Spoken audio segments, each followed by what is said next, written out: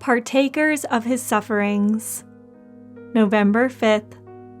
But rejoice to the extent that you partake of Christ's sufferings. 1 Peter 4:13. If you are going to be used by God, He will take you through a number of experiences that are not meant for you personally at all.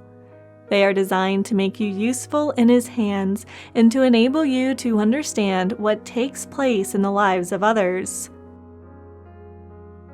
Because of this process, you will never be surprised by what comes your way. You say, "Oh, I can't deal with that person." Why can't you? God gave you sufficient opportunities to learn from Him about that problem, but you turned away, not heeding the lesson because it seemed foolish to spend your time that way. The sufferings of Christ were not those of ordinary people. He suffered according to the will of God. 1 Peter 4:19.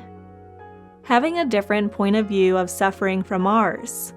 It is only through our relationship with Jesus Christ that we can understand what God is after in His dealings with us.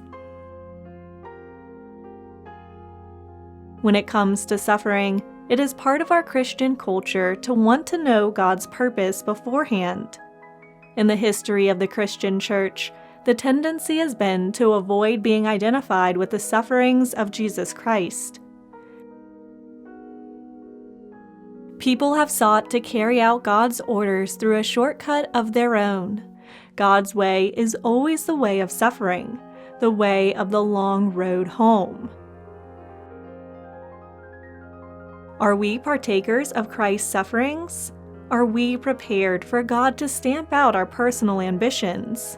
Are we prepared for God to destroy our individual decisions by supernaturally transforming them? It will mean not knowing why God is taking us that way, because knowing would make us spiritually proud. We never realize at the time what God is putting us through. We go through it more or less without understanding.